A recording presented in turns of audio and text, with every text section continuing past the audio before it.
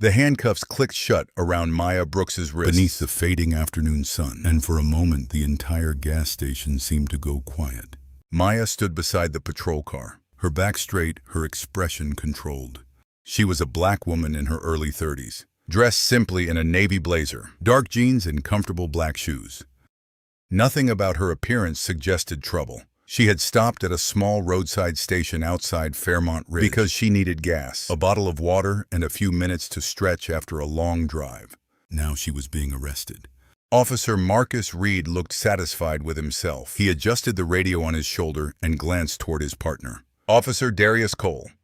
That's what happens when people don't know how to respect authority. Reed said. Darius didn't answer. He looked at Maya instead. There was something unsettling about how calm she was. Most people who found themselves in handcuffs were angry, frightened, or desperate to explain themselves. Maya was none of those things. She wasn't smiling, she wasn't provoking them. She simply seemed determined not to let fear control her. The trouble had started less than 20 minutes earlier. Reed had approached her SUV after noticing the out-of-state license plate. License and registration Maya had handed both over without hesitation. Reed examined them longer than necessary. Where are you headed? North. Where exactly? I'm traveling for work. What kind of work? Maya looked at him carefully. Officer, is there a problem with my documents? Reed's expression changed. You asking me a question? I'm trying to understand why I'm being stopped. Darius shifted his weight. He knew the question was reasonable. He had been a police officer long enough to know the difference between someone refusing to cooperate and someone simply asking what was happening. But Reed seemed to take every question as a challenge. You've got an attitude, Reed said. Maya remained composed. Respectfully, officer. I'm speaking to you calmly. That should have been the end of it. Instead, Reed ordered her out of the SUV. Maya stepped onto the pavement. A cashier behind the glass window stopped counting money. A truck driver near the air pump turned around. A mother standing beside her minivan quietly pulled out her phone. People were watching. Maya knew they were watching, but she also knew something many people forget. In moments of confrontation, staying calm can be its own form of strength. She looked at Reed. Am I being detained? Yes, for what reason? Obstruction. What did I obstruct? Reed's face tightened. You don't get to argue with me. I'm not arguing, I'm asking. Darius finally spoke. Marcus. Maybe we should just check the records and let her go, if everything comes back clean. Reed shot him a warning look. You're questioning me now. No, I'm saying we should follow procedure. Those words hung in the air. Maya glanced at Darius for the first time. There was something almost appreciative in her eyes. Thank you, she said quietly. Darius looked away. Reed reached for his handcuffs. Turn around. Maya slowly turned the metal closed around her wrists. The crowd grew quieter. Reed leaned closer. Maybe this will teach you something about respect. Maya looked over her shoulder. Respect is earned by how you use authority. Officer Darius's eyes dropped. Reed's face hardened. Get in the car. Maya didn't resist as she sat in the back seat. She looked through the open door at the digital clock inside the cruiser. 5:12 p.m. She watched the numbers for a moment. Darius noticed. What are you looking at? The time. Why? Maya turned toward him. You have 5 minutes. Darius frowned. 5 minutes for what? Maya didn't answer immediately. She looked toward the station, then back at the two officers. You should check who you're dealing with before you make another decision. Reed laughed. Lady, you're already in handcuffs. Maya's voice remained gentle. I know there was no anger in her words. That somehow made them more powerful. Darius closed the door. Reed walked toward the station with the confidence of a man convinced the situation belonged entirely to him. But inside that little police department, the first phone was already beginning to ring, while Maya sat quietly behind the cruiser window, watching the clock move forward. Inside the Fairmont Ridge Police Department, Officer Marcus Reed walked through the front doors with the same confidence he had carried from the gas station. He dropped Maya Brooks's paperwork onto the counter and nodded toward the holding area. Process her, officer.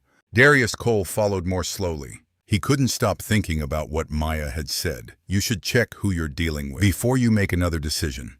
It wasn't a threat, it wasn't an insult. It sounded more like advice from someone who had already seen this kind of situation unfold. Darius had worn the badge long enough to understand that policing was supposed to be about judgment. A badge gave an officer authority, but it also demanded restraint. Every stop, every question, and every decision could affect someone's life. Long after the patrol car drove away, he had learned that lesson from his mother, who used to tell him, if you have power over somebody, that's exactly when you have to be most careful with it. He remembered those words now. Reed didn't seem interested in them. Get the paperwork started. He told the desk clerk. The clerk looked toward Darius. What's the charge? Obstruction and failure to cooperate. Darius hesitated. Marcus. What exactly did she obstruct? Reed turned slowly. You want to do this here? I'm asking because the report needs to be accurate. Reed stared at him for a few seconds. She refused to answer questions. Darius shook his head. She answered. Not the way I wanted her to. Darius went quiet. That sentence bothered him more than anything Police officers were not supposed to measure cooperation by whether someone sounded submissive. A person could be nervous, confused, frustrated, or simply confident, and still deserve to be treated with dignity. Behind the glass, Maya sat on the bench with her hands resting quietly in her lap. She wasn't crying. She wasn't demanding a lawyer. She wasn't pounding on the door. She simply watched the clock. 5:14 p.m. The desk phone rang. The receptionist, Rosa Martinez, answered. Fairmont Ridge Police Department. She listened, her eyebrows slowly tightened. Yes, she's here. Darius looked up. Rosa covered the receiver and called Officer Reed. Someone is asking about Maya Brooks. Reed waved his hand. Tell them she's being processed. Rosa looked uncomfortable. They say it's urgent. Reed walked over and took the phone. This is Officer Reed, a calm male voice answered. Is Maya Brooks currently in your custody? Reed leaned against the counter. Who is this? Please answer the question. Yes, she's here. There was a short pause, then the voice said, You need to release her. Reed laughed. That's not how this works. You have made an unnecessary detention. Reed's expression hardened. Are you threatening me? No. I'm warning you. Darius watched Reed carefully. The confidence in his face hadn't disappeared, but something had changed. Who are you? Reed asked again. The voice answered with a name and identification. That made Rose's eyes widen. Darius couldn't hear everything, but he could see the receptionist's reaction. Reed's posture changed. The voice continued. Release Miss Brooks immediately. Reed looked through the glass at Maya.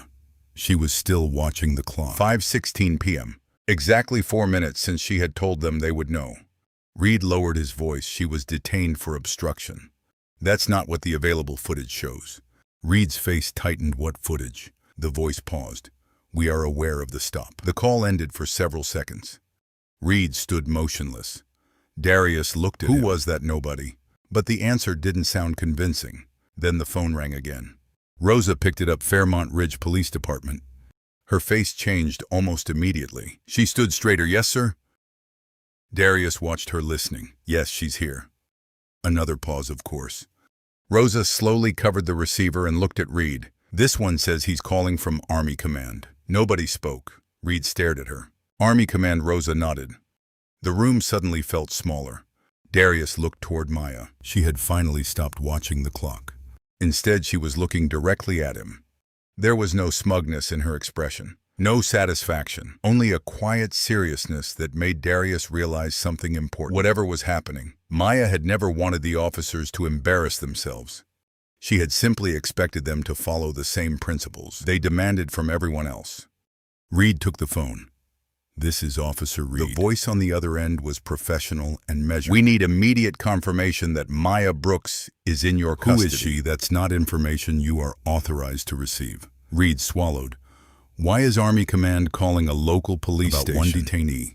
Because the detainee is connected to an active federal operation. Darius stepped closer.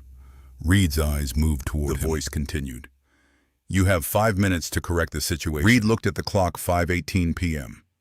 He had no idea that the next call would come from an even level of authority, or that the quiet woman behind the glass had been waiting for exactly that call. The phone rang again before anyone inside the Fairmont Ridge Police Department had time to process. The words from Army Command. Rosa answered. Fairmont Ridge Police Department. She listened for only a few seconds before her expression changed completely. Yes, sir. Darius watched her carefully. Rosa covered the receiver and looked toward Marcus Reed. Officer Reed, you need to take this. Reed walked over slowly. Who is it? Rosa swallowed. The Department of Defense. The room went silent. Reed took the phone. This is Officer Marcus Reed. The voice on the other end was calm. professional and unmistakably serious. "Officer Reed, we understand that Maya Brooks is currently being held at your facility." "Yes." "Is she being treated appropriately?" Reed glanced toward the holding area. "She's fine, that wasn't my question." Reed's jaw tightened. "She's being treated according to procedure." Darius looked down. He knew that wasn't completely true. The problem was not only that Maya had been arrested. The deeper problem was how quickly a routine encounter had turned into a contest of authority. A police badge was supposed to protect people, not become a tool for proving who was in charge. The voice continued, "Release Miss Brooks." Immediately, Reed hesitated. "May I ask who she is?" "No." "Then how am I supposed to know why I'm being ordered to release her?" "You don't need to know the classified details. You need to understand that you have detained someone connected to an active federal operation." Reed looked through the glass. Maya was sitting quietly. She wasn't celebrating. She wasn't trying to make anyone feel small. That was the moment Darius understood something that would stay with him for years. Maya's strength wasn't in humiliating the officers who had arrested her. Her strength was in refusing to become simply bitter because someone had treated her unfairly. The federal official continued. "Officer Reed, the purpose of law enforcement is not to win arguments. It is to protect the public while respecting the rights of the people you encounter." Reed didn't respond. Darius felt those words land heavily. He had become a police officer because he wanted to help people. He had never imagined that one day he would stand in a station watching a colleague turn a simple traffic encounter into something much bigger. The call ended. Reed slowly placed the receiver down. Then he walked toward the holding area. Maya stood when he approached. He unlocked the door. "You're being released." Maya looked at him. "Thank you." Reed seemed surprised. "That's it." "What else should I say?" He looked uncomfortable. "You knew this was going to happen." Maya shook her head. "I knew that eventually someone would ask the right questions." Darius stepped forward. "Miss Brooks." "I'm sorry." Maya looked at him. "For what? For not speaking up sooner?" There was a long silence. Maya's expression softened. "Then remember this. The next time someone stands in front of you," Darius listened, "people don't have to be loud to deserve respect. They don't have to prove their innocence by making themselves small. And being a police officer doesn't mean you stop listening." Darius nodded. Those words were simple, but they carried more weight than any lecture he had received at the academy. Maya collected her belongings and walked toward the front door. Before leaving, she stopped beside the desk. She looked at Reed.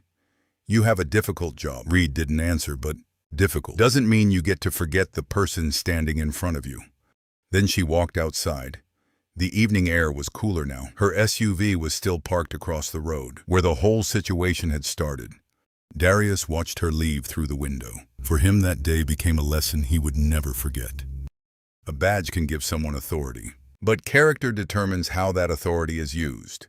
And for Maya, the experience became another reminder that courage doesn't always look like shouting, fighting, or demanding attention.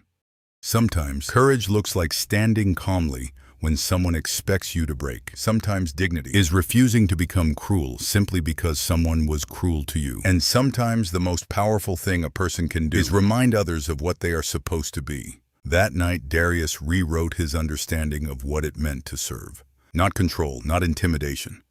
Service. And Maya Brooks walked away, knowing that her calmness had done something no argument could have done. It had made one officer question the kind of officer he wanted to become. If this story made you think about the responsibility that comes with wearing a badge, tell me honestly in the comments. Do you think Officer Darius did the right thing by speaking up, even when it meant challenging his own partner? And if you were in Maya's position, would you have stayed calm or demanded answers immediately?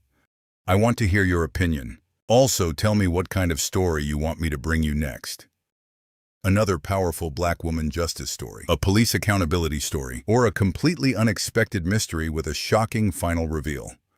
Because sometimes the most important stories aren't about who has the most power. They're about what someone chooses to do when they finally have it.